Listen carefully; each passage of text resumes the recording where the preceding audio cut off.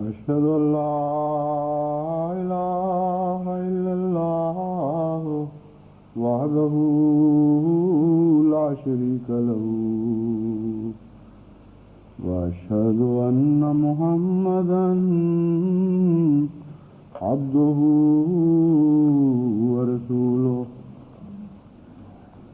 أما بعد فأعوذ بالله من الشيطان الرجيم بسم الله الرحمن الرحيم الحمد لله رب العالمين الرحمن الرحيم مالك يوم الدين إياك نعبد وإياك نستعين اهدنا الصراط المستقيم صراط الذين أنعمت عليهم غير المغضوب عليهم ولا الضالين.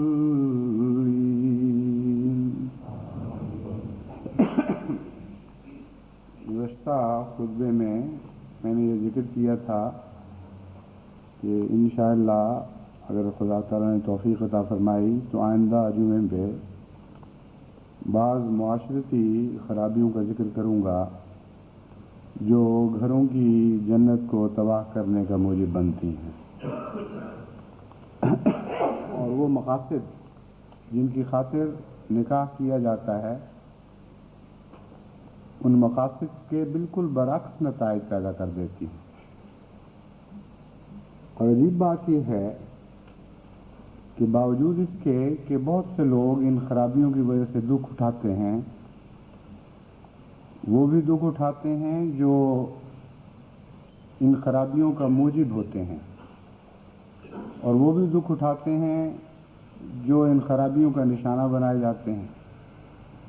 اور معاشرتی خرابیاں ایسی نہیں ہوا کرتی کہ صرف یک طرفہ دکھ پہنچائیں، پھر بھی دکھ پہنچانے والے بھی باز نہیں آتے، اور جن کو دکھ پہنچایا جا رہا ہوتا ہے بسا اوقات وہ بھی اسی قسم کی غلطیوں میں مبتلا ہو جاتے ہیں جن کے نتیجے میں معاشرہ مزید بدزیب اور بدصورت اور مکروہ اور کڑوا ہو جاتا ہے. اس ذکر کے نتیجے میں کچھ دوستوں نے خیال آرائی شروع کی، بعض ذکر اس تک بھی پہنچے، اور عموماً جو میں نے اندازہ لگایا ہے اس سے یہ محسوس ہوتا ہے کہ بعض ساسیں یہ انتظار کر رہی ہیں کہ ہم جو بہوؤں کے خلاف شکایتیں کیا کرتی تھیں تو اگلے خطبے میں بہوؤں کی شامت آئے گی، اور بعض بہوئیں یہ امید لگائے بیٹھی ہیں کہ ہم نے جو ساسوں کے خلاف چٹھیوں کی بھرمار کی ہوئی تھی تو اگلے خطبے میں ساسیں پکڑی جائیں گی. بعض بیویاں خاوندوں کی شامت کا تماشا دیکھنے کا انتظار کر رہی ہیں، بعض خاوند بیویوں کا تماشا دیکھنے کے منتظر بیٹھے ہیں. بعض بچے ہیں جنہوں نے والدین کی بدخوئی کی شکایت کی ہوئی ہے، وہ یہ آس لگائے بیٹھے ہیں کہ اس دفعہ والدین پکڑے جائیں گے. اور بعض والدین ہیں جو رونا روتے ہیں اپنے بچوں کی بے راہ روی کا، ان کی بدخلقی کا، ان کی بے دینی کا. ان کے دل میں یقین ہے کہ آج ایسے بچوں کا ذکر کیا جائے گا، لیکن حقیقت یہ ہے کہ یہ خطبہ کسی کے بھی خلاف نہیں، نہ ساسوں کے خلاف ہے، نہ بہوؤں کے خلاف ہے، نہ بیویوں کے خلاف ہے، نہ خاندوں کے خلاف ہے، نہ بچوں کے نہ والدین کے، بلکہ محض ان برائیوں کے خلاف ہے جو جس طبقے میں بھی رونما ہوں اس طبقے کو مجرم بنا دیتی ہیں، اور اس کے نتیجے میں معاشرے میں نفرتوں کی کس بھولنے لگتی ہے۔ حقیقت یہ ہے کہ مومن کو یہ سبق ہی نہیں دیا گیا کہ انسان سے نفرت کرے، برائیوں سے نفرت کی تعلیم دی گئی ہے۔ اس لیے جب مثال کے طور پر کہیں ساس کا نام لیا جائے یا خاوند کا یا بیوی کا یا بہو کا یا بچوں کا یا ماں باپ کا، تو اس سے ہرگز یہ مراد نہ لی جائے کہ کسی ایک خاص طبقے کو مطعون کیا جا رہا ہے۔ یہ تو سب برتن ہیں، ان برتنوں میں جہاں جہاں حسن جھلکے گا یہ برتن خوبصورت دکھائی دینے لگیں گے، جہاں جہاں بدی جلوہ نمائی کرے گی وہاں یہ بدصورت اور بدزیب دکھائی دینے لگیں گے۔ اس لیے ان کا ذکر محض تمثیلاً ہوگا، کسی ایک طبقے کے خلاف کوئی بات نہیں۔ اصولاً قرآن کریم اور آن حضرت صلی اللہ علیہ وآلہ وسلم کا عمل ہمیں جو تعلیم دیتا ہے وہی تعلیم ہے جو اس خطبے کا محرک ہے۔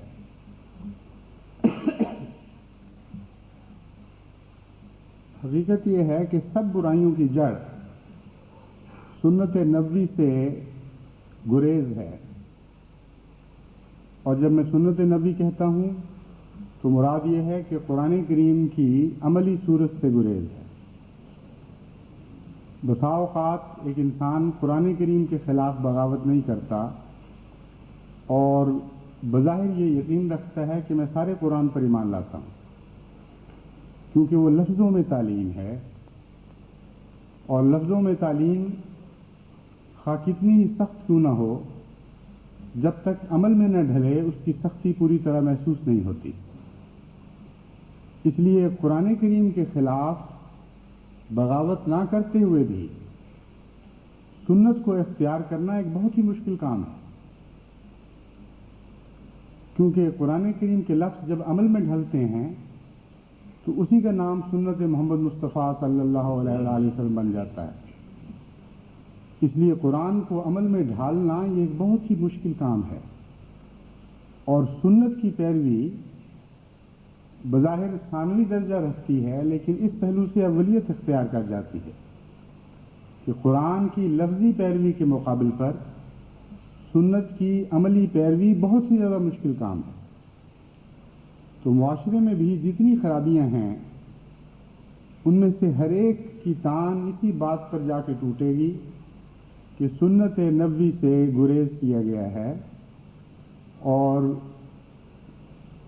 بعض قسم کے اعمال میں مبتلا ہوتے ہوئے یہ سوچا ہی نہیں گیا کہ اگر آن حضرت صلی اللہ علیہ وآلہ وسلم اس صورتحال میں ہوتے تو ان کا کیا رد عمل ہوتا، آپ نے کیا نمونہ دکھانا تھا۔ اور وہ نمونہ اتنا واضح ہے، اتنا کھلا کھلا ہے، اس میں کوئی بات بھی پوشیدہ نہیں، اور ہر مسلمان کے لیے یہ آسان ہے کہ اس نمونے پر نظر ڈالے، اس کا تصور کرے اور اس کے مطابق اپنی زندگی ڈھالنے لگے۔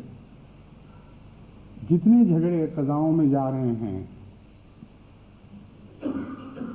اگرچہ سارے جھگڑے قضاؤں میں نہیں جا رہے، مگر جتنے بھی قضاؤں میں جھگڑے جا رہے ہیں ان میں سے ہر جھگڑے کا تجزیہ یہی ہوگا کہ فریقین میں سے دونوں کسی نہ کسی پہلو سے سنت سے گریز کر رہے ہیں۔ حضرت صلی اللہ علیہ وآلہ وسلم نے آئلی خرابیوں سے بچنے کے لیے سب سے بنیادی تعلیم یہ بیان فرمائی اور جس پر عمل کر کے دکھایا کہ اپنے خلق کی حفاظت کرو، حسن خلق اختیار کرو۔ اگر تمہارا خلق عموماً حسین ہے، نرم ہے، گفتگو کا سلیقہ جانتے ہو، اور وہ بنیادی صفات تم میں پائی جاتی ہیں جس سے انسانیت حسین بنتی ہے، تو اس کے نتیجے میں اکثر مواقع خرابیوں کے پیدا ہی نہیں ہوں گے، کیونکہ جب دونوں طرف معاملہ کرنے والے حسن خلق کی زینت سے آراستہ ہوں، اچھے اخلاق رکھتے ہوں، تو بہت سے ایسے مواقع پیدا ہی نہیں ہوتے جن کے نتیجے میں بعض دفعہ بڑے بڑے فساد پیدا ہو جاتے ہیں۔ ایک بات ایک انسان سختی کی کہہ دیتا ہے، اگر دوسری طرف کوئی سخت روح انسان ہے تو وہ اس سے بھی زیادہ سخت بات مقابل پر کہتا ہے، اور چھوٹی سی بات بڑھتے بڑھتے بعض دفعہ قتل و خون پر منتج ہو جایا کرتی ہے۔ یعنی ایسی ایسی باتوں پر قتل ہوتے دیکھے ہیں۔ رمضان شریف میں 2 آنے کے پکوڑے خریدنے کے اوپر ایسی گفتگو چل پڑی کہ تیرے پکوڑے خراب ہوتے ہیں، اس نے کہا تو ایسا، تیرا منہ خراب ہے، تیری ذات خراب ہے۔ رفتہ رفتہ ایک دوسرے کو جواب دیتے دیتے یہاں تک بات پہنچ گئی کہ ایک نے دوسرے کو قتل کر دیا، اور اس طرح رمضان کا روزہ ٹوٹا اس شخص کا۔ حیرت ہوتی ہے رمضان کے مہینے میں، خصوصاً جب میں اخبارات میں ان جرائم کے واقعات پڑھتا ہوں تو حیرت ہوتی ہے کہ کس طرح جب انسان بنیادی طور پر بدخلق ہو تو رمضان کا مبارک مہینہ بھی اس کو فتنہ و فساد سے بچا نہیں سکتا۔ آن حضرت صلی اللہ علیہ وآلہ وسلم خلق کے حسین کرنے پر، حسن خلق پر بہت ہی زور دیا کرتے تھے۔ آن حضرت صلی اللہ علیہ وآلہ وسلم نے اس کو اہل و عیال کے ساتھ سلوک کے ساتھ باندھ کر بیان فرمایا۔ چنانچہ حضرت عائشہ صدیقہ رضی اللہ تعالیٰ عنہ کی روایت ہے کہ آن حضور صلی اللہ علیہ وآلہ وسلم نے فرمایا، ان من اکمل المومنین ایمانا احسنہم خلقا والطفہم باہلہ، کہ تم میں سے سب سے کامل ایمان والا مومن وہ مومن ہے جو خلق میں سب سے زیادہ حسین ہو، وَأَلْطَفُهُمْ بِأَهْلِهِ، اور اپنے اہل و عیال پر بہت ہی زیادہ لطف و کرم کرنے والا۔ یہ اگر صرف مردوں میں پیدا ہو جائے تو میں سمجھتا ہوں کہ کم از کم 90% فساد کے محرکات اور گھروں کی زندگی کی تباہ ہونے کے محرکات ختم ہو جاتے ہیں۔ مرد کی بدخوئی بہت بڑا کردار ادا کرتی ہے، عورت کی بدخوئی بھی بہت بڑا کردار ادا کرتی ہے، لیکن بالعموم مرد کی بدخوئی کے نتیجے میں عورتیں بھی بدخو ہونے لگ جاتی ہیں، اور بنیادی طور پر مرد قوام ہے، اس لیے مرد نے عورت کو اخلاق سکھانے ہیں۔ جیسا کہ میں آگے حضرت مسیح موعود علیہ السلام کا ایک حوالہ پڑھوں گا، آپ نے اسی بات پر زور دیا ہے کہ اگر عورتوں میں تم حسن خلق پیدا کرنا چاہتے ہو تو اول ذمہ داری مردوں پر ہے کہ وہ حسین اخلاق کا مظاہرہ کریں، تاکہ اس کے نتیجے میں عورتیں بھی وہ خلق کے نمونے پکڑیں اور اس کے نتیجے میں رفتہ رفتہ معاشرہ حسین ہونے لگ جائے۔ ایک اور حدیث میں ذکر ملتا ہے کہ آن حضرت صلی اللہ علیہ وآلہ وسلم نے فرمایا، خیرکم خیرکم لأہلہ وأنا خیرکم لأہلی وإذا مات صاحبکم فدعوہ۔ آن حضرت صلی اللہ علیہ وآلہ وسلم نے فرمایا، تم میں سے بہترین شخص وہ ہے جو اپنے اہل کے لیے بہترین ہے، اور میں تم میں سے اپنے اہل کے لیے بہترین ہوں۔ حضرت صلی اللہ علیہ وآلہ وسلم نے ایک اور موقع پر فرمایا کہ بیویوں کے ساتھ ایسا سلوک کرو کہ جب تم کھاؤ تو اس کو بھی کھلاؤ، جب تم پہنو تو اس کو بھی پہناؤ، چہرے پر نہ مارو، برا نہ کہو، گھر کے سوا کہیں اور اس سے قطع تعلق نہ کرو۔ جہاں مارنے کا ذکر ہے اس سلسلے میں آئندہ الگ بات کروں گا۔ اس موقع پر یہ حدیث میں نے اس لیے اختیار کی ہے کہ اس میں ایک آخری فقرہ بہت ہی زیادہ توجہ کا مستحق ہے۔ یہ تو آپ نے بسا اوقات سنا ہے کہ جیسا خود کرو ویسا دوسرے سے بھی کرو، حسن سلوک میں بھی، ہر معاملے میں، یعنی صرف بیویوں سے نہیں بلکہ دوستوں سے بھی، غیروں سے بھی، انسان جیسا چاہتا ہے اپنے لیے ویسا اس کے لیے بھی کرے۔ اسلام کی تعلیم تو یہاں تک سکھاتی ہے کہ جو خود کھاؤ وہ غلام کو بھی کھلاؤ، जो खुद पहनो वो ग़ुलाम को भी पहनाओ।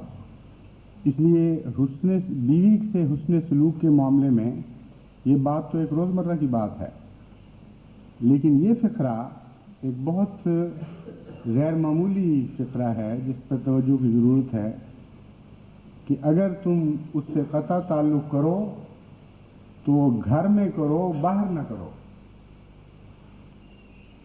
इसमें औरत की इज़्ज़त और शर्फ़ के क़याम के लिए एक बहुत ही अहम तालीम दी गई है। बाज़ दफ़ा मर्द अपनी बीवियों की बेइज्जती लोगों के सामने करते हैं,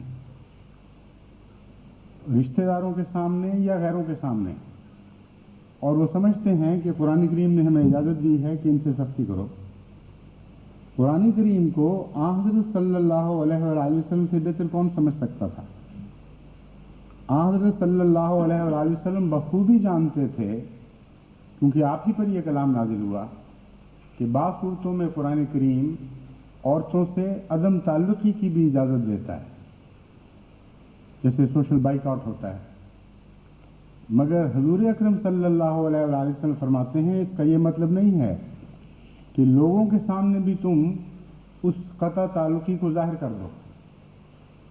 जब घर में कोई आया हो या कोई गैर मौजूद हो या बाहर निकल कर जब लोगों के घर जाते हो, उस वक्त लोगों पर ना ये ज़ाहिर होने दिया करो कि तुम्हारे अंदर कोई नाचाकी है और तुम अपनी बीवियों से नाराज़ हो। और बहुत सी माशरती खराबियाँ इस वजह से पैदा होती हैं कि औरत को मर्द से शिकायत पैदा होती है और मर्द को औरत से कि जो कुछ तुमने हमें कहना था अलहदगी में कह लेते, कि लोगों के सामने कहने की क्या ज़रूरत थी, और जब तुमने लोगों के सामने कहा तो फिर हम जवाब भी लोगों के सामने देंगे। और छोटी छोटी बातें बड़ी बड़ी बातों पर मुमताज होने लगती हैं और इसके नतीजे में बसा औक़ात तलाक़ें हो जाती हैं, फितना और फसाद पैदा होते हैं।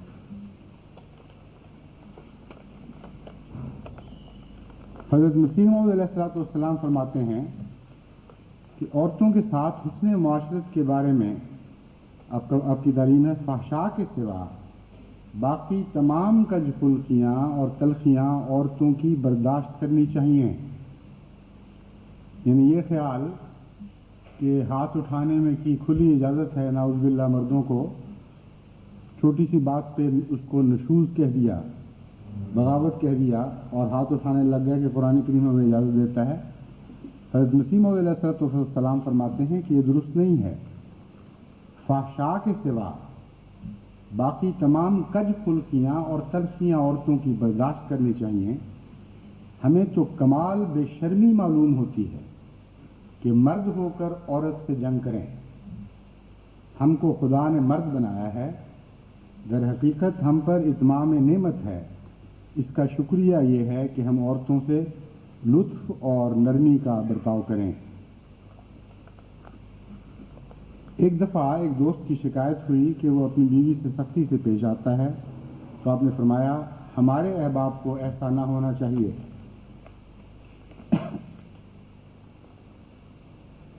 फिर हज़रत मसीह मौऊद अलैहिस्सलाम फरमाते हैं औरतों के हकूक़ की जैसी हिफाजत इस्लाम ने की है वैसी किसी दूसरे मज़हब ने नहीं की, कतन नहीं की। मुख्तसर अल्फाज में फरमा दिया वलहुन्ना मिस्लुल्लज़ी अलैहिन्ना, कि जैसे मर्दों के औरतों पर हकूक़ हैं वैसे ही औरतों के मर्दों पर हैं। बाद लोगों का हाल सुना जाता है कि इन बेचारियों को पाँव की जूती की तरह जानते हैं और ज़लील तरीन खिदमात उनसे लेते हैं, गालियाँ देते हैं, हिकारत की नज़र से देखते हैं और पर्दा के हुक्म ऐसे नाजायज़ तरीक़ से बरतते हैं कि उनको ज़िंदा दरगोर कर देते हैं।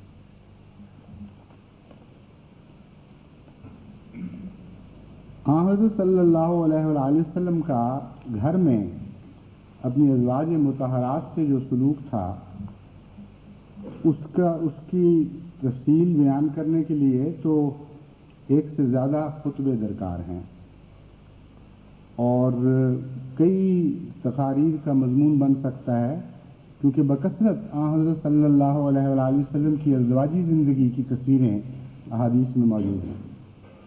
क्या करते थे रोज़ाना, کس طرح کا سلوک تھا، اٹھتے بیٹھتے سوتے جاگتے کھاتے پیتے، ناراضگیوں کے وقت، صلح کے وقت، اظہار محبت کے وقت، اظہار ناراضگی کے وقت، ہر قسم کے حالات میں صبح سے شام تک تمام حضرت صلی اللہ علیہ وآلہ وسلم کے اندرونی گھریلو واقعات احادیث نبوی میں محفوظ ہیں، اور امت کی تعلیم کی خاطر امہات المومنین نے شباشی کے واقعات بھی اس حد تک بیان فرمائے جس حد تک مسلمانوں کی تعلیم کے لیے ضروری ہے۔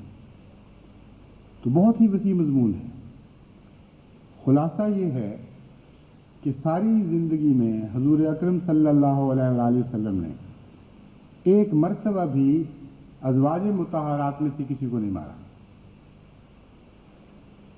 اور امر واقعہ یہ ہے کہ ازواج مطہرات سے بارہا ایسی باتیں بھی سرزد ہوئیں جن کے نتیجے میں شدید ناراضگی کا مورد بھی بنی۔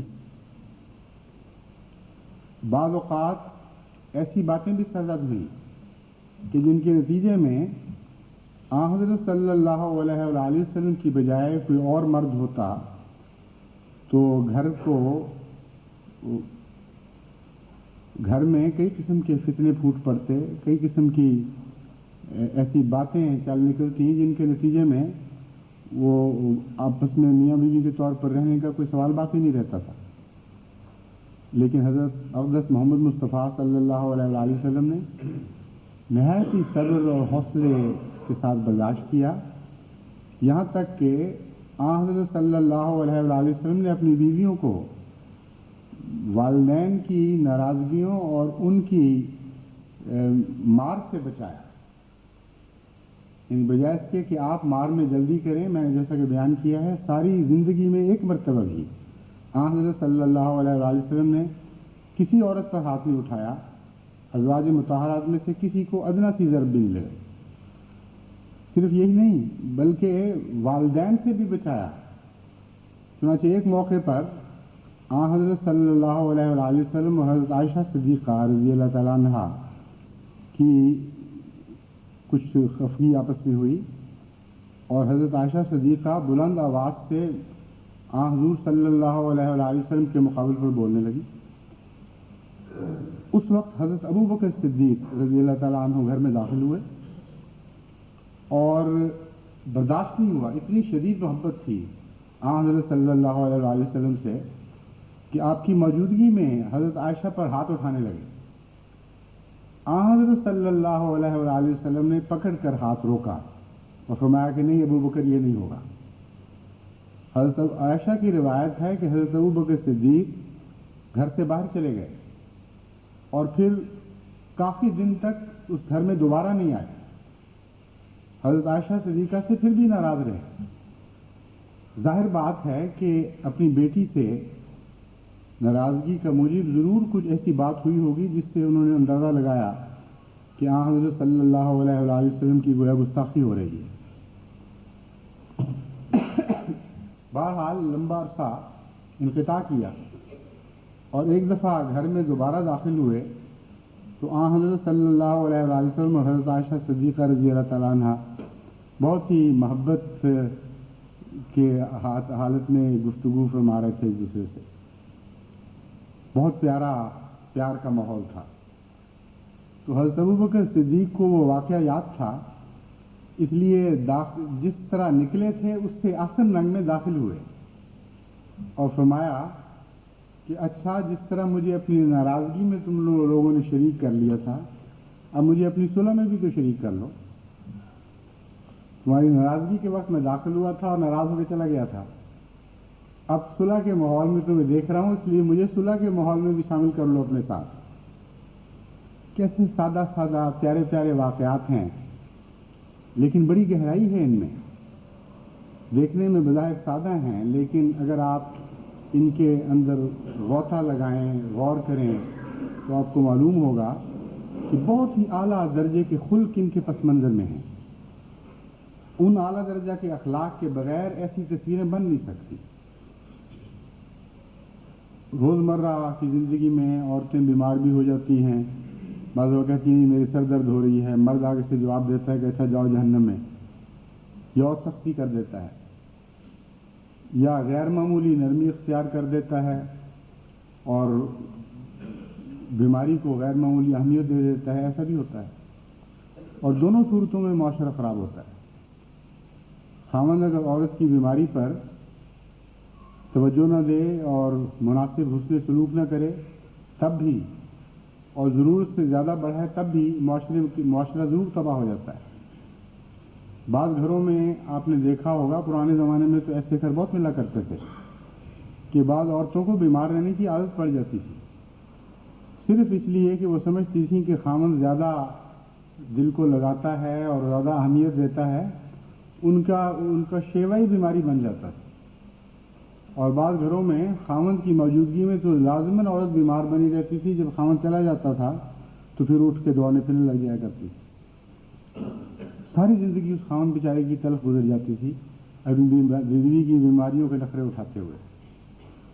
اس کے برعکس بعض عورتوں کی بیماری کی خاوند کو پرواہ نہیں ہوتی تھی، یہاں تک کہ وہ موت کے کنارے تک پہنچ جایا کرتی تھی۔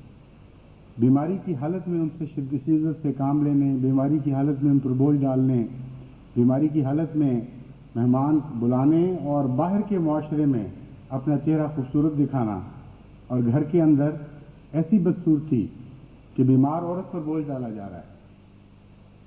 یہ ہمارے واقعہ ہے، بعض عورتیں میرے علم میں ہیں کہ جن کو حمل کا زمانہ ابھی پورا نہیں گزرا، یعنی پیدائش کے بعد 40 دن ابھی پورے نہیں گزرے وضع حمل کے بعد، اور جسم کچی حالت میں ہے، اس حالت میں ان سے بارشوں میں باہر چرپائیاں اٹھوائی جانی، مہمان آئیں تو ان کی خدمت کروانا، اپنی بہنوں اور اپنے دوسرے عزیزوں کے کپڑے دھلوانا، اس طرح چکی میں پیسی جانے والی بعض عورتیں ہیں کہ حیرت ہوتی ہے کہ کس طرح کسی انسان کو یہ حوصلہ پڑتا ہے کہ اس قسم کے مظالم کرے۔ تو بیماریوں کو نظر انداز کر دینا یا بیماریوں کو غیر معمولی اہمیت دینا، یہ دونوں باتیں خرابی کا نتیجہ خرابی کا موجب بنتی ہیں۔ حضرت صلی اللہ علیہ وآلہ وسلم کے حسن خلق کی اگر ایک لفظ میں تعریف کی جائے تو وہ توازن ہے۔ اتنا حسین توازن تھا آپ کی ذات میں کہ ہر چیز اعتدال پر تھی، غیر معمولی محبت بھی نہیں تھی، اور محبت جتنی ہونی چاہیے اس سے ایک ذرہ بھی کم نہیں تھی۔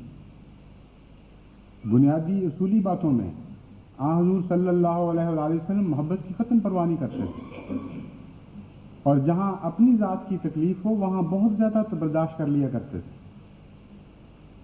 حضرت عائشہ صدیقہ رضی اللہ تعالیٰ عنہ کا یہ ایک واقعہ ہے، ایک موقع پر آپ نے اب کی ایک اور بیگم، ایک اور زوجہ محترمہ جن کا قد چھوٹا تھا، ان کے متعلق تان کے طور پر اپنی چنگلی دکھائی کہ وہ آپ کی بیگم جن کا قد اتنا ہے۔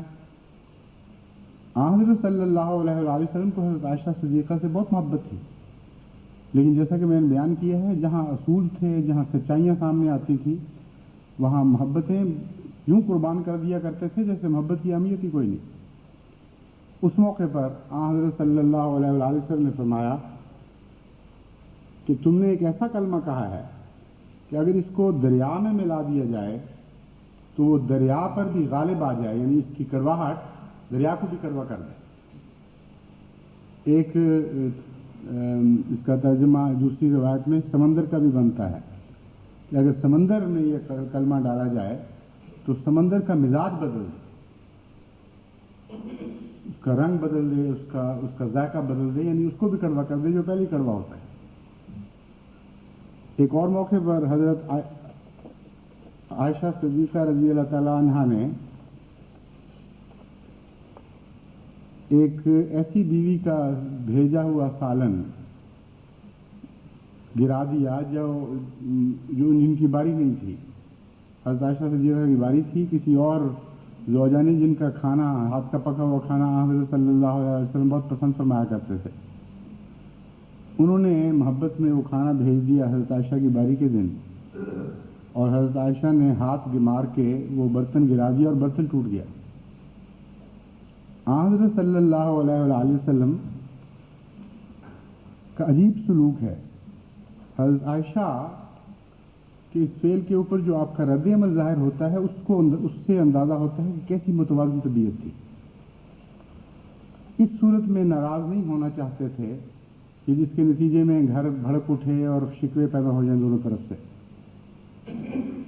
اس صورت میں دبانا بھی نہیں چاہتے تھے اپنے جذبات کو کہ حضرت عائشہ سمجھیں کہ یہ بات بڑی اچھی ہو گئی، ٹھیک ہے، غیر دوسری اپنی سوگنوں کے متعلق میں جو کچھ سلوک کروں گی حضرت صلی اللہ علیہ وسلم اسے برداشت کر لیا کریں گے۔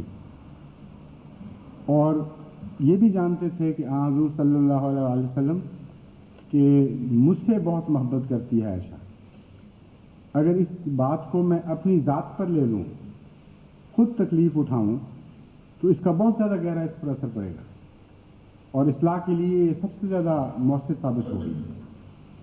بس حضرت صلی اللہ علیہ وآلہ وسلم نے حضرت عائشہ صدیقہ کو یہ نہیں کہا کہ تم بھی یہ برتن اکٹھے کرو، تم نیا برتن گھر سے لا کے دو، تم یہ کام کرو اور تم وہ کام کرو۔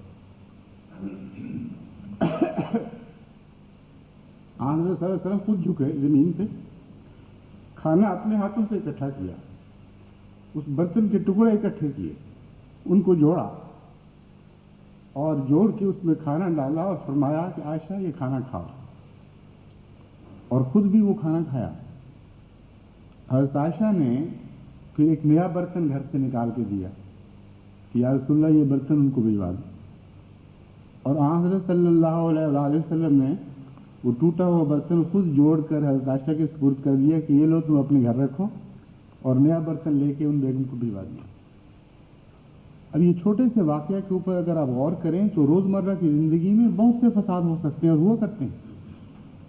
غصے میں آ کر اس عورت کے خلاف ایک خاوند باتیں شروع کر دیتا ہے، منہ پہ چپیڑ مار دیتا ہے، بعض دفعہ گالیاں دینے لگ جاتا ہے کہ تم بدخلق، تمہارے ماں باپ بھی بدخلق، اور یہ اور وہ، اور سارے گھر والوں کے خلاف بولنا شروع کر دیتا ہے۔ بہرحال کوئی بھی غلط رد عمل ظاہر ہو وہ آگے بہت بڑے فساد پر منتج ہو سکتا ہے، لیکن تحمل، بردباری، حوصلے کے ساتھ، عقل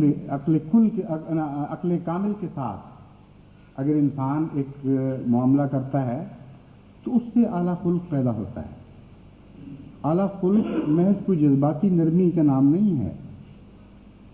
محض جذباتی نرمی بعض لوگوں کو بیماری کے طور پر ملا کرتی ہے۔ بعض بوڑھے ہیں بیچارے، وہ ہر بات پہ رو پڑتے ہیں، ان سے برداشت نہیں ہوتا۔ بعض لوگ ہیں جو ہنستے رہتے ہیں ہر وقت، لوگ کہتے ہیں یہ بڑا حسین خلق والا آدمی ہے، بڑا خلیق ہے، بہت ہنستا ہے، لیکن جہاں بھی ذرا سی آزمائش ہوگی یہ ایسا ہنسنے والا آدمی بعض دفعہ ایسا برا نمونہ دکھاتا ہے کہ آدمی حیران رہ جاتا ہے۔ تو یہ بیماریاں ہیں۔ خلق کا تعلق حکمت کاملہ سے ہے۔ یہ ہو ہی نہیں سکتا کہ کامل حکمت کی بات نہ ہو اور وہ اچھا خلق ہو۔ بس حضرت صلی اللہ علیہ وآلہ وسلم کے متعلق جو قرآن کریم فرماتا ہے یعلمہم الکتاب والحکمہ، اس میں حکمت کا تعلق خلق سے ہے۔ اتنا ہر آپ کے فعل کے پیچھے حکمت کا سمندر موزن ہوا کرتا تھا کہ کوئی ایک بھی فعل حضور اکرم کی زندگی کا ایسا نہیں جس کا تجزیہ کریں آپ تو اس نتیجے پر نہ پہنچیں ایک کامل عقل والے نے سوچ کر یہ نمونہ بنایا ہے۔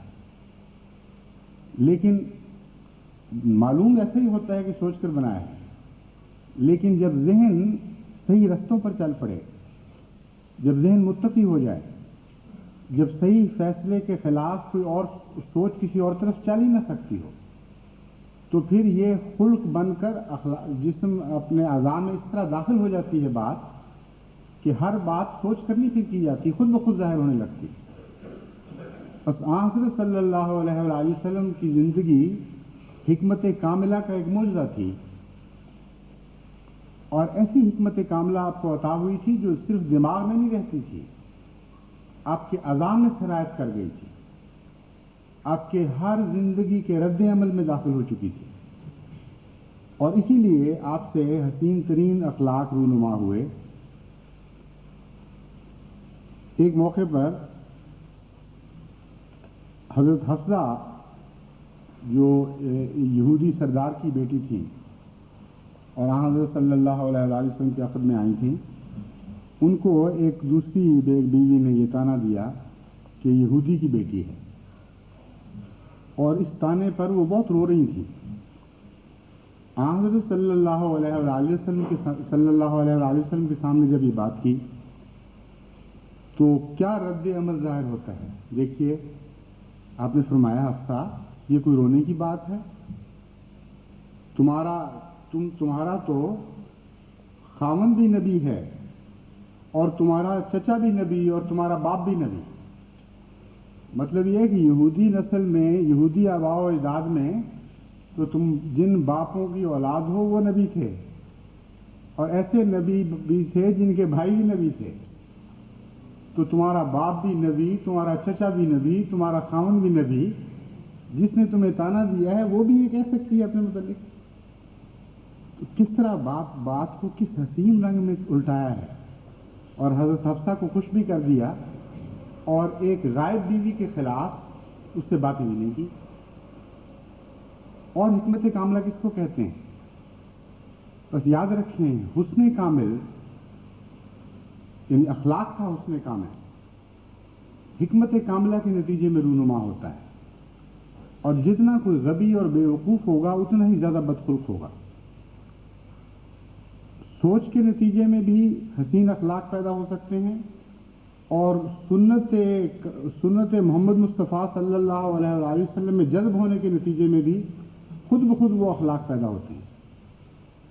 سوچ کے نتیجے میں انسان غلطیاں کر سکتا ہے، کیونکہ ہر شخص کی سوچ کامل نہیں ہوا کرتی، اس لیے سوچ کے نتیجے میں، تدبر کے نتیجے میں جو اخلاق پیدا ہوں گے ان کی ضمانت کوئی نہیں، لیکن سنت کی پیروی کے نتیجے میں جو اخلاق پیدا ہوتے ہیں ان کی کامل ضمانت ہے۔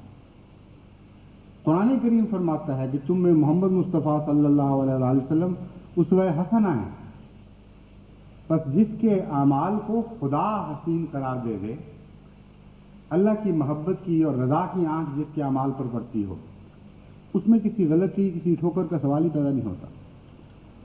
بس آپ کے لیے یہ ضرورت نہیں کہ مزید سوچیں، مزید تدبر اختیار کریں، غور و فکر کریں کہ ہم کس طرح اپنے اخلاق کو حسین بنائیں۔ آپ کا تو صرف اتنا کام رہ گیا کہ حضرت رسول اکرم صلی اللہ علیہ وسلم کی سنت سے واقف ہوں اور اس سے محبت کریں، اور اس محبت کے نتیجے میں آپ کے اپنے حضرت صلی اللہ علیہ وسلم کے اخلاق کو اپنانے لگ جائیں۔ اگر حسین سے محبت ہو جائے تو لازماً اس کا حسن محبت کرنے والے میں بھی سرایت کرنے لگتا ہے۔ اگر حضرت صلی اللہ علیہ وسلم کی سنت سے آپ کو محبت ہو جائے تو اس کا لازم یہ نتیجہ نکلے گا کہ جن باتوں میں آپ کو سنت کا علم نہیں بھی ہوگا، ان باتوں میں بھی آپ سے سنت والے اعمال رونما ہونے لگ جائیں گے۔ یہ ایک فطرتی نتیجہ ہے کل سے محبت کرنے کا کہ جز درست ہونے لگتے ہیں، خواہ بعض اجزاء کا علم نہ بھی ہو۔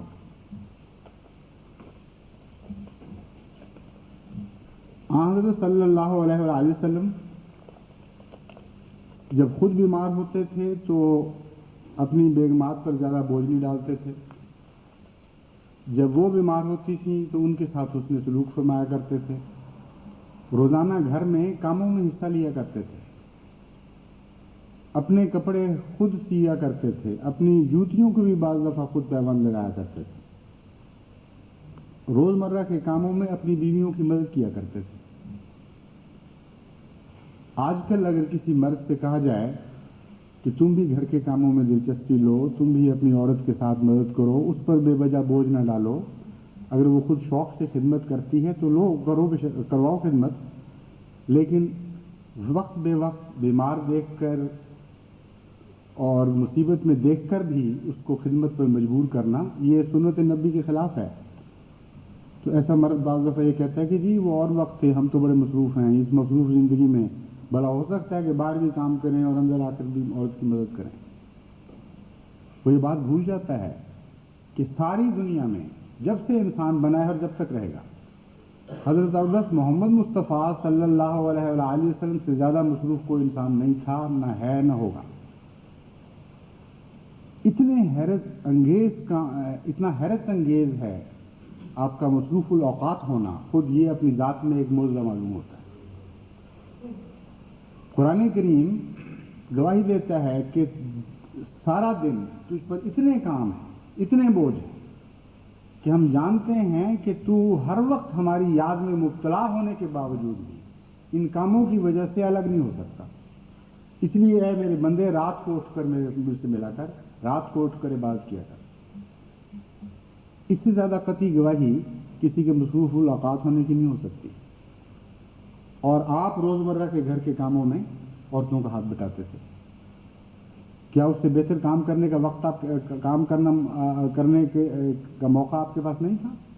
یقیناً تھا، بے انتہا کام تھے آپ کو، ساری دنیا کی اصلاح کا بیڑا اٹھانا اور پھر قیامت تک کے لیے، اور پھر ایسے دشمنوں میں گھرا ہونا، ادنی سے ادنے خادم کی پرواہ اور اس کے دکھ دور کرنے کی فکر، اور دعائیں صرف ان لوگوں کے لیے نہیں جو زندہ ہیں، نسل بعد نسل آنے والوں کے لیے بھی دعائیں، اور فوت شدگان کے لیے بھی دعائیں، اور دعائیں وہ جن کا آغاز انسانیت سے بھی تعلق ہے اور انجام انسانیت سے بھی تعلق ہے۔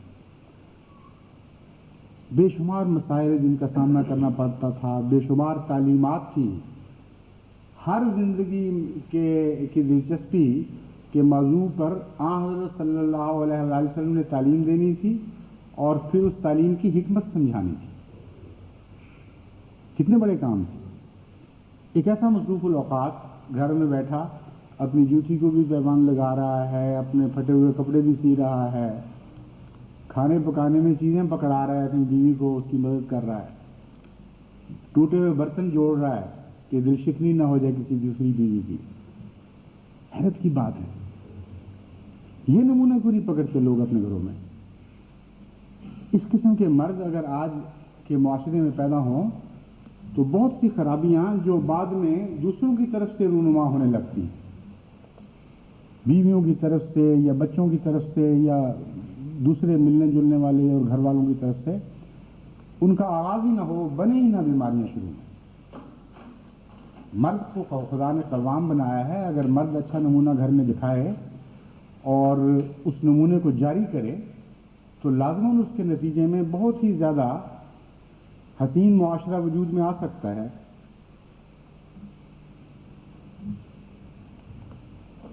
حضرت عائشہ صدیقہ کی ایک روایت بیماری کے متعلق بھی ملتی ہے۔ آپ ایک دفعہ بیمار ہوئیں، شدید سر میں سر درد تھی، تو حضرت صلی اللہ علیہ وآلہ وسلم تشریف لائے تو آپ نے شکایت کی کہ یا رسول اللہ میرے سر میں تو سخت درد ہے۔ آپ نے فرمایا کوئی بات نہیں، انشاءاللہ آرام ہو جائے گا۔ تسلی سے، پیار سے اس بات کا اظہار کیا۔ وہ زمانہ ایسا تو نہیں تھا کہ بنی بنائی دوائیاں گھر میں موجود ہوں کہ فوراً ایک ٹکیا کھلائی اور سر درد دور ہو گئی، لیکن حضرت صلی اللہ علیہ وآلہ وسلم کا یہ فکرہ ہی دراصل شفا تھا۔ امر واقعہ یہ ہے جس کے اگلے حصے سے بھی پتہ چل رہا ہے کہ حضرت صلی اللہ علیہ وآلہ وسلم کے منہ سے نکلی ہر بات دعا بن جایا کرتی تھی۔ تو آپ نے تو پیار اور دعا کے رنگ میں فرمایا انشاءاللہ آرام ہو جائے گا۔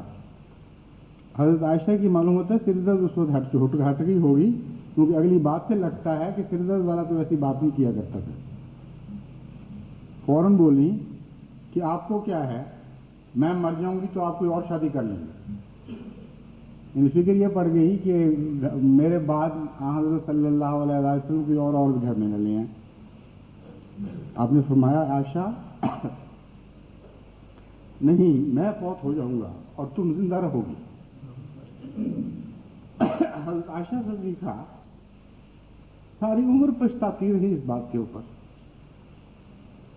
ہمیشہ فرمایا کرتی تھی کہ مجھے شدید دکھ ہے کہ میں نے اس وقت یہ کیا بات کہہ دی تھی۔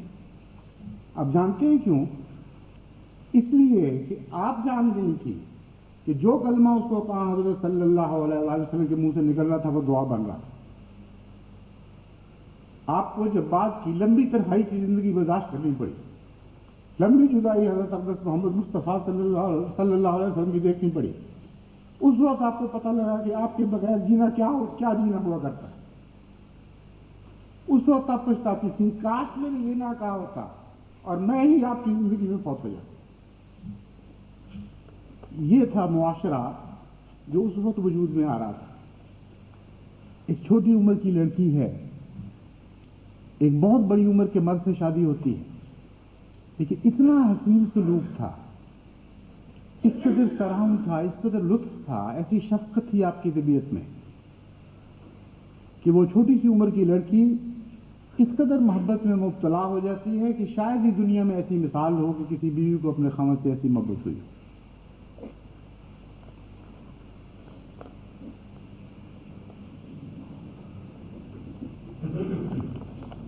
तानो तशनी का जिक्र चला था। बहुत से हमारे घर तबाह हुए हैं बेवजह तानो तशनी की वजह से। जैसा कि मैंने अभी बाद मिसालें पेश की थी, तानो तशनी को हज़रत सल्लल्लाहु अलैहि वसल्लम बिल्कुल पसंद नहीं फरमाते थे। और आप तो तानो तशनी में आपके लिए तो सवाल ही नहीं था कि किसी किस्म की ताने दें किसी को। ये तो हुजूर अकरम सल्लल्लाहु अलैहि वसल्लम की ज़ात, क्या आपके सहाबा के ज़ात से भी बहुत ही गिरी हुई बात थी। कुरान करीम से पता चलता है कि दुश्मन ताने दिया करते थे, काफिर मुसलमानों को ताना दिया करते थे। कहीं कुरान करीम में ये जिक्र नहीं मिलता कि मुसलमान काफिरों को ताने देते थे। इसलिए तानो तशनी से इज्तनाब बहुत ही ज़रूरी है। हज़रत सल्लल्लाहु अलैहि वसल्लम तो इतना नापसंद फरमाते थे कि एक मौके पर फरमाया कि ताना ज़नी करने वाला, दूसरे पर लानत करने वाला, फहश कलामी करने वाला, यावा गो और ज़ुबान दराज, ऐसा शख्स मोमिन नहीं हो सकता और जो मर्जी हो। तो ये तवक्कुआत थी हज़रत सल्लल्लाहु अलैहि वसल्लम पर कि अपने ईमान लाने वालों पर। और आजकल हर घर इन बातों की आमाज का बना होता है। अच्छे घरों में कम तानाज़नी है, बुरे घरों में बहुत ज़्यादा है, गैरों में बहुत ही शिद्दत से पाई जाती है, लेकिन अहमदी घरों में भी मौजूद है। कौन कह सकता है कि आज अहमदी घर तानाज़नी से पाक हैं? छोटी छोटी बातों के नतीजे में तानाज़नी की जाती है, जिससे सारा मुआशरा तलफ हो जाता है। जब हज़रत सल्लल्लाहु अलैहि वसल्लम ने फरमाया कि ये बात बज़ाहिर छोटी है, लेकिन अगर समंदर में भी डाली जाती तो उस पर गालिब आ जाती। ये बात महज एक बलागत का इजहार नहीं है, अमर वाक़या ये है कि मुआशरे के भी समंदर हुआ करते हैं, और मुआशरों के समंदर का रंग बदलने में सबसे बड़ा काम ताना करता है। मुआशरे के समंदर का मिजाज कड़वा करने में सबसे ज़्यादा जिम्मेदार ताना हुआ करता है।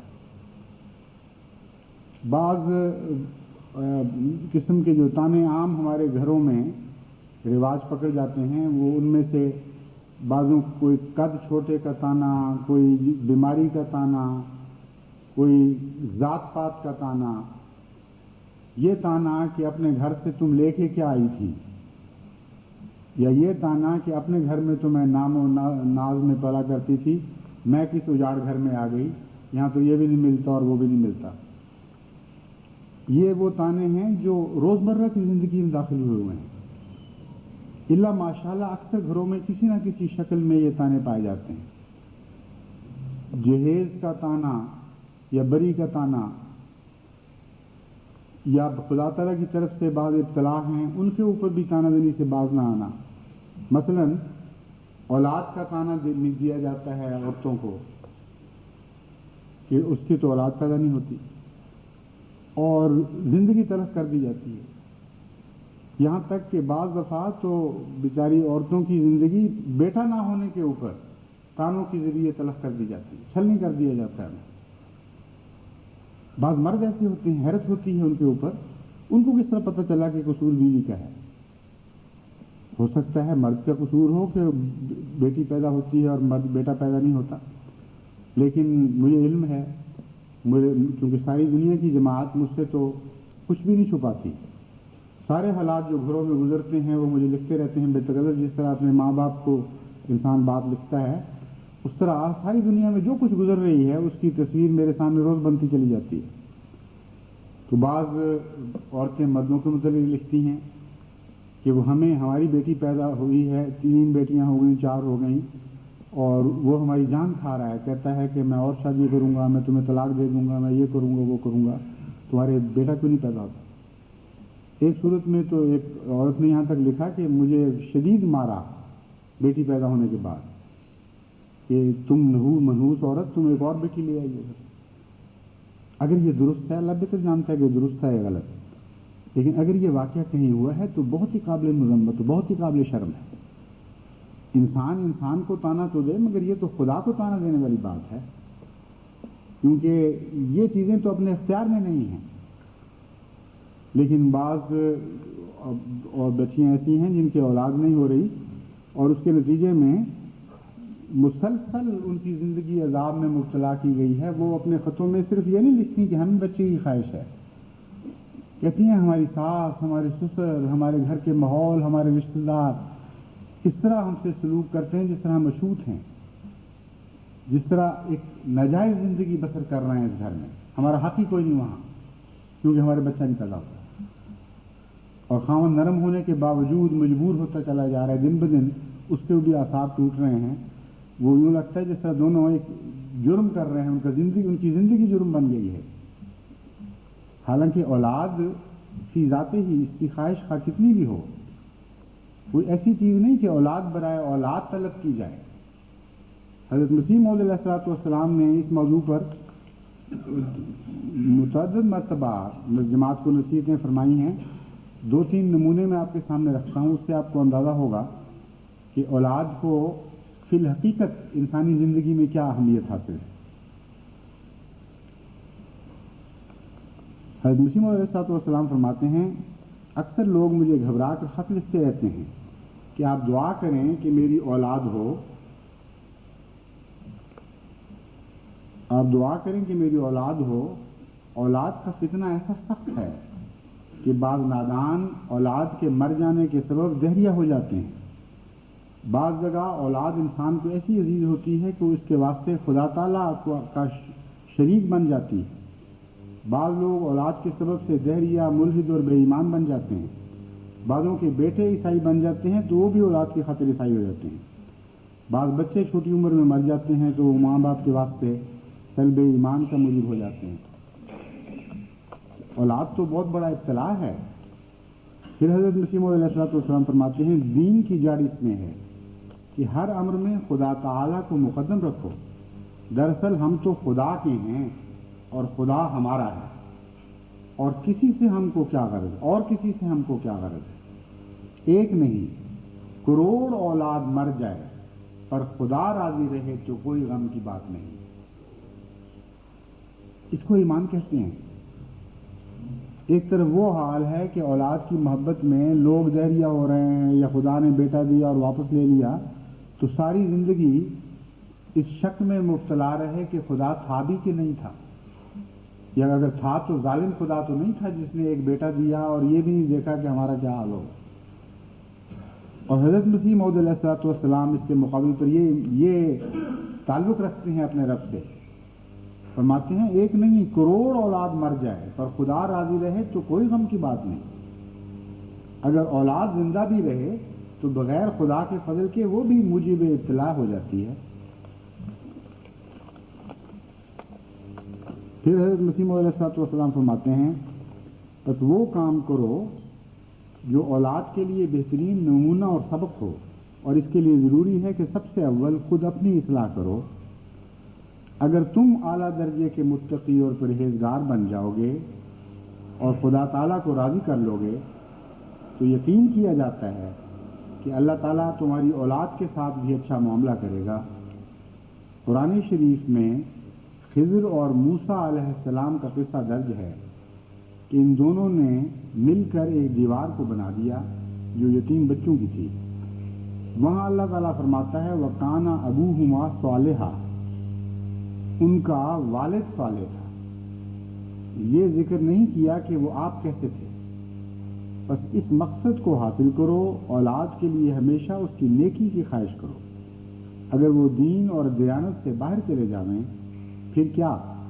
اس قسم کے امور اکثر لوگوں کو پیش آ جاتے ہیں، بددیانتی خواہ تجارت کے ذریعے ہو یا رشوت کے ذریعے یا زراعت کے ذریعے، جس میں حقوق شرفاء کو تلف کیا جاتا ہے۔ اس کی وجہ یہی میری سمجھ میں آتی ہے کہ اولاد کے لیے خواہش ہوتی ہے۔ یہ نقطے کی بات ہے کہ بہت ساری بددیانتیاں انسان اپنی زندگی میں اس لیے کر رہا ہوتا ہے کہ اولاد کی غلط محبت ہوتی ہے اور اس کو پتہ ہی نہیں کہ میں کیسی محبت کر رہا ہوں۔ یہ جو نقطہ ہے یہ بہت ہی باریک ذہنی اس نقطے کو اخذ کر سکتا ہے۔ حضرت مسیح موعود علیہ الصلوۃ والسلام کی ذہنی افتاد کا، آپ کی طرز فکر کے لطافت کا پتہ چلتا ہے اس سے۔ آپ فرماتے ہیں کہ روزمرہ کی زندگی میں جو رشوتیں لی جا رہی ہیں، ہر قسم کی حرام خوری ہو رہی ہے، لوگوں کے مال ضبط کیے جا رہے ہیں، اس کی کنوں میں ایک اولاد کی محبت کا دخل ہے۔ لوگ یہ چاہتے ہیں کہ ہم اولاد کے لیے اتنی چیزیں چھوڑ جائیں، پیچھے اتنا کچھ اکٹھا کر لیں۔ تو جس اولاد کی تمنا خود گناہ میں مبتلا کر رہی ہے، اس اولاد کے ہونے یا نہ ہونے سے پھر کیا فرق پڑتا ہے؟ یہی فرق پڑ سکتا ہے کہ اولاد نہ ہوتی تو اس کے لیے بہتر تھا۔ یہ ہے وہ باریک نتیجہ جو حضرت مسیح موعود علیہ الصلوۃ والسلام نکال رہے ہیں۔ فرماتے ہیں بعض اوقات صاحب جائیداد لوگوں کو یہ کہتے سنا ہے کہ کوئی اولاد ہو جاوے جو اس جائیداد کی وارث ہو تاکہ غیروں کے ہاتھ میں نہ چلی جاوے، مگر وہ نہیں جانتے کہ جب مر گئے تو شرکاء کون اور اولاد کون؟ سبھی تیرے لیے تو غیر ہیں۔ اولاد کے لیے اگر خواہش ہو تو اس غرض سے ہو کہ وہ خادم دین ہوئے۔ بس اگر اولاد کے لیے خواہش اس غرض سے ہو کہ وہ خادم دین ہوئے تو اولاد نہ ہونے کے نتیجے میں انسان خود بھی خادم دین نہ رہے بلکہ کہیں کا نہ رہے، یہ کون سی عقل کی بات ہے؟ اولاد کی تمنا کا تو مقصد ہی حضرت مسیح موعود علیہ الصلوۃ والسلام یہ بیان فرماتے ہیں کہ وہ نیک اولاد ہو، اور اگر نیک اولاد نہیں تو نہ ہو، یہ نتیجہ نکل رہا ہے۔ اور یہ پہلو اکثر اولاد کی تمنا کرنے والوں کے ذہن میں نہیں ہوتا، جس کی وجہ سے اولاد کے ابتلاء میں مبتلا ہو کر اپنے ایمان کو بھی کھو دیتے ہیں۔ بس یہ تانا کہ اولاد نہیں ہے، اس ضمن میں چونکہ بڑی اہم بات تھی کہنے والی، میں نے تھوڑا سا گریز کیا ہے اصل مضمون سے۔ کہہ میں یہ رہا تھا کہ اولاد کا تانا بھی ہمارے معاشرے میں ایک روزمرہ کا تانا ہے۔ لڑکا نہ ہونا یا بچہ ہی نہ کوئی ہونا یہ انسان کے بس کی بات نہیں ہے۔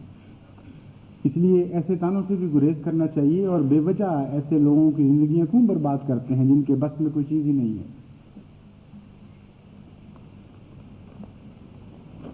کیونکہ اب دیر ہو رہی ہے، جتنا میرا خیال تھا کہ گھنٹے سے کم خطبہ ہونا چاہیے اس سے تھوڑا سا تجاوز ہی کر گیا ہے، اس لیے انشاءاللہ باقی مضمون آئندہ خطبے میں بیان کروں گا۔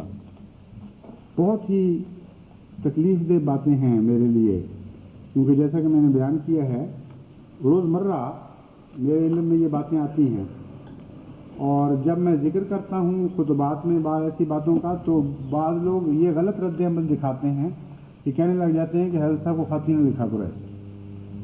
یہاں لندن میں بھی کچھ دن ہوئے تقریر ہوئی تھی، عورتوں میں ایک خاتون نے اپنی طرف سے مجھ سے محبت کا اظہار کیا کہ بڑی بیوقوف ہو تم عورتوں، تم اٹھتی ہو چھوٹی چھوٹی باتیں لکھ دیتی ہو، وہاں تکلیف پہنچاتی ہو۔ یہ تکلیف میرا حق ہے اور آپ کا فرض ہے کہ مجھے یہ تکلیف پہنچائیں، کیونکہ میں جواب دہ ہوں۔ جماعت کی حالت سے بے خبر رہ کر جو سکون ہے وہ مجھے نہیں چاہیے۔ مجھے معلوم ہونا چاہیے کہ جماعت پہ کیا گزر رہی ہے اور کس حالت میں گزر رہی ہے اور کس طرف اس کا رخ ہے۔ اس لیے ہرگز اس بات سے نہ رکیں، چاہے کوئی آپ کو کیسی نصیحت کرے، کہ ان باتوں کو مجھ سے چھپانے لگ جائیں۔ مجھے پتہ نہیں چلے گا تو میں کیسے اصلاح کی کوشش کروں گا، مجھے پتہ نہیں چلے گا تو میں ان فرائض کو کیسے ادا کرنے کی کوشش کروں گا جو خدا تعالیٰ نے میرے ذمہ ڈالے۔ اس لیے بے تکلف ہو کر یہ تکلیف پہنچائیں، بے تکلف ہو کے کیا آپ کے لیے لازم ہے، فرض ہے آپ کے اوپر۔ جو بھی ایسی باتیں معاشرے میں ملتی ہیں جو قرآن اور سنت کے خلاف ہیں، جو ہمارے معاشرے کو تکلیف دکھ پہنچا رہی ہیں، وہ ساری باتیں، وہ سارے دکھ میرے دل میں منتقل کیا کریں۔ جتنا زیادہ یہ دکھ پہنچے گا اتنا ہی زیادہ مجھے دعا کی طرف بھی توجہ پیدا ہوگی، اتنا ہی زیادہ مجھے اصلاح کی طرف بھی توجہ پیدا ہوگی۔ اس لیے وہ مصرع میرے ذہن میں، وہ بات جب ان کی سنی تو مصرع میرے ذہن میں آ گیا کہ تو مشق ناز کر، خون دو عالم میری گردن پر، بالکل پرواہ نہ کرو اس بات کی کہ مجھے کیا ہوتا ہے، کیونکہ مجھے کچھ ہوگا تو جماعت کو فائدہ پہنچے گا۔ میں ہی تسکین میں بیٹھا رہوں گا تو تمہاری بیماری کا کیا بنے گا؟ یہ تو ایسی بات ہے جیسے اسپرین دے دے کر بعض دردوں کو دبا دیا جاتا ہے اور بیماری اپنی جگہ پلٹتی رہتی ہے۔ تو ایسے سکون کی نہ آپ کو ضرورت ہے نہ مجھے ضرورت ہے۔ بس دعا کریں کہ اللہ تعالیٰ زیادہ سے زیادہ ہمیں اصلاح معاشرہ کی توفیق بخشے، کیونکہ اصلاح معاشرہ کے بغیر حقیقت میں اسلام کا غلبہ دنیا پر نہیں ہو سکتا۔ بہت سی وجوہات ہیں اس کی تفصیل میں اس وقت نہیں جا سکتا، وقت پہلے زیادہ ہو چکا ہے، لیکن میں یہ آپ کو بتانا چاہتا ہوں کہ اگر آپ کو یہ محبت ہے کہ اسلام دنیا میں غالب ہے، اگر دلی تمنا ہے، اگر آپ اس آرزو میں جیتے ہیں کہ کسی طرح ساری دنیا پر دین محمد مصطفیٰ صلی اللہ علیہ وسلم غالب آ جائے، تو یاد رکھیں اور اس بات کو کبھی نہ بھلائیں کہ اصلاح معاشرہ کے بغیر یہ بات نہیں ہوگی۔ آپ کو لازماً معاشرے کی اصلاح کرنی پڑے گی، تب آپ حقدار بنیں گے کہ ساری دنیا کو اسلام کا پیغام دیں۔